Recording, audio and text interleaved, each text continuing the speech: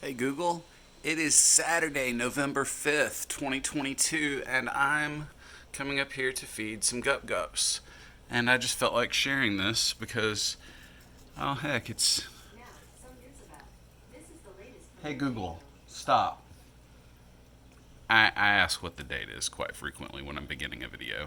That's to make sure that, for one, I'm not just super wrong and I get to check myself, and me and my A.I get to speak for a moment. Anyway, she thought we were still talking. Sorry about that. So, what's going on? Jeremy here. Good to see you. Good to have you here. Good to see the guppies. Good to have them here. This is Tank Echo, 55-gallon North American tank. Believe it or not, guppies are now naturalized. They're not, they weren't here before people brought them here, we don't necessarily think. Fact checking may be impossible on such cases and topics. However, I'm under the belief that guppies were not in North America before North Americans started keeping them in aquariums, and then they got around. So, might be totally wrong about that. They may have had their own totally separate natural way of getting around the American Southeast, and then we moved them around. But all the same, what I'm trying to tell you is I've got a North American guppy tank. See it? Here it is. This is it. It even got one of those. This is a while back. This was spring of this year. One of the gups in this tank was not a best of show, but a best of guppies winner. It was one of those orange guys, like maybe that dude. Let's see if we can get a zoom going. Yeah, some of those guys. They're pretty cool. So this colony I've been working on for 2 years. This tank has been going for about 2 years. It is a pool filter sand substrate over mixed soil. So there's about an inch of soil and about 2 inches of pool filter sand in this tank. And you can really see the stratification. And this shows how effective this is. You see how there's not a bunch of malm and dirt up above stuff? Now, there is debris of years of being an aquarium. Snail shells, some broken, some not, some that are just living snails. But there's lots of accumulation. But I don't clean the substrate. I've never cleaned the substrate in this tank. I wouldn't dare. I find that foolish. Because that's good stuff. That's super good stuff. Oh, wait, you know what? I found an accumulation spot right over here. So, zooming out, you'll be able to see the area a bit better. So, over here also, kind of in the underneath some of this moss and stuff where it doesn't really get much flow. Water flow is what actually pushes that stuff down. So, areas with the lowest water flow, the fewest fish swimming by, swishing by, guess what? Less of that stuff gets pushed down through the sand, and it just kind of sits there. Areas where there's other stuff, it looks like, oh, maybe it's getting pushed to the side and it just ends up over there. Yeah, that happens a little bit, but some of it gets pushed down through that. That is the beauty of a sand with larger granules, such as pool filter sand. And that is why I prefer pool filter sand. It's also a relatively natural look. You know what? Here's something kind of cool. That's a native, brain not working. Refer to Jack Corley. Sorry, I shouldn't have said his name out loud. It's one of my plant buddies who's the most knowledgeable about native plants and local identification and stuff.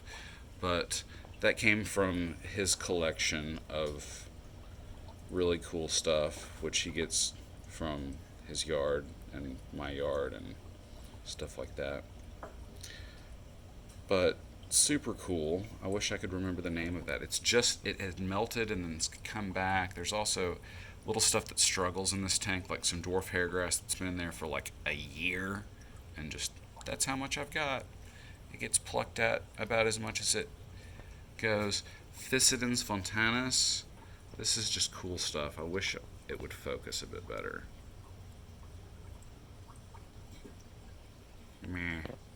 focus problems. Okay. Here's some more physidums over here. Growing up, this is a much better view. Very feathery.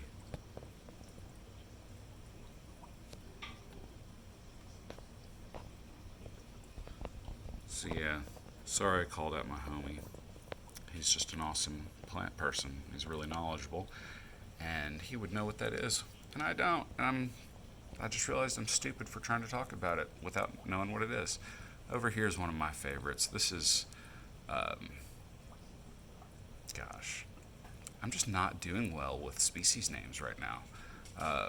Proserpinaca palustris, mermaid weed, marsh mermaid.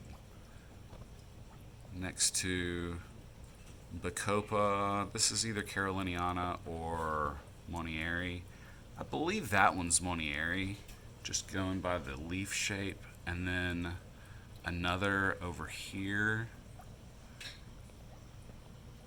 Bacopa Caroliniana. Slightly different leaf shape. This one needs to be cut. You can see it's kind of twisting around like, okay, I'm at the surface now. Where do I go? And it's looking around for a place to be, a place to exist. But I just need to trim a few of those.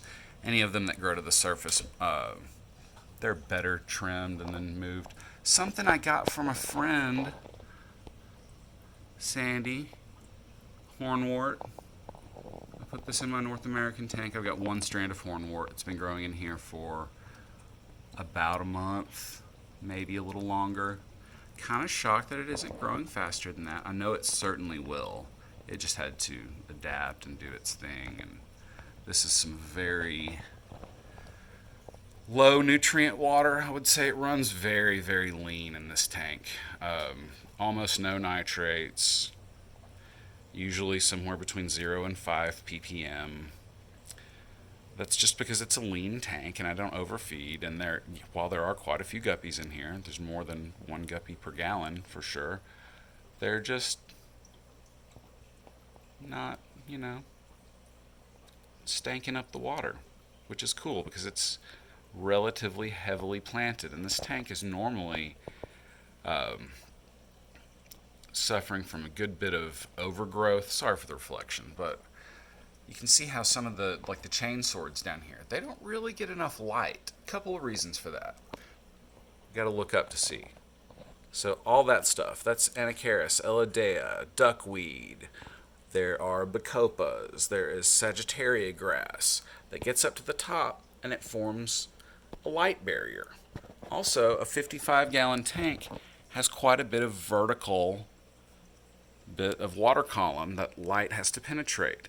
And only, excuse me, inverse square law teaches us that only for every bit of depth, only a quarter as much light is going this far as this far.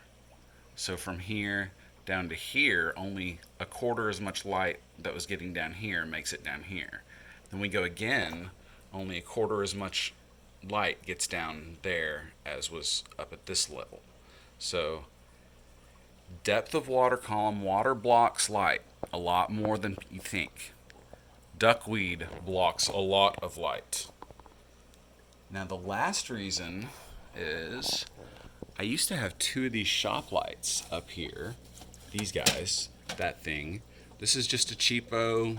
I bought like 4 of these for $40. It was not a good deal, but it's still a cheapo nonetheless. Off Amazon a couple of years ago. I've also got, what is this? A Finex, some kind of planted tank, blah, blah. That's what mode it's on right now. And I have a busted whatever thing. So I've got this slid to the side so it doesn't go swimming down in this thing very often, and it still gives me some access to this. But I've only got 2 lights up here. For most of the time this tank has existed, there have been 2 lamps up here, but I was fighting something. Let's look at what I might have been fighting. Oh, actually, no trace of it right now. Not true, but I just haven't found that yet. So see this area above the bubbles? That used to have just a bunch of like this overgrowth like this. Only imagine it like 10 to 20 times as much. It was all over here. It was blocking a lot of light. It made it very hard for my flame sword down here to get any light. It's probably why my dwarf hairgrass down here mostly died and whatever. Yeah, so stuff down in this area was just struggling up until a few weeks ago, maybe a month ago. I cleared a lot of stuff from up here, and we'll talk about that problem. See how this is right above a sponge filter? Let's see if we can get a look. Almost always, if I leave a sponge filter going, I end up with green hair algae on it. See that? There's also a little bit of Physidens moss. That's pretty cool. That kind of center screen right there. Cool. I'll try to pluck that and do something with it. I don't want it growing there to get ditched. I want it growing elsewhere so it goes to use. But in the back of that, there's some, like, I think anyway, that is some hair algae. Move back to improve focus. Whatever. Okay. So also, if we were to look straight up from that, sorry for the zoom time warp thing you went through there. Let's look straight up, and we're going to see some more of that. Yeah, look to the edges of this grass, top of the Sagittaria grass. See the algae growing from it? I don't know 100% all of the mechanism behind this, but basically here's what happens. Water's moving around the tank. At some point, some algae starts growing on the top of this. Then water is pulled up because these bubbles are going up. So as they're going up, water is drawn up as well. So there's a current. That upward current eventually moves some algae that may have been passing by down here up to something and it sticks. Then you start having a bunch of green hair algae growing above sponge filters.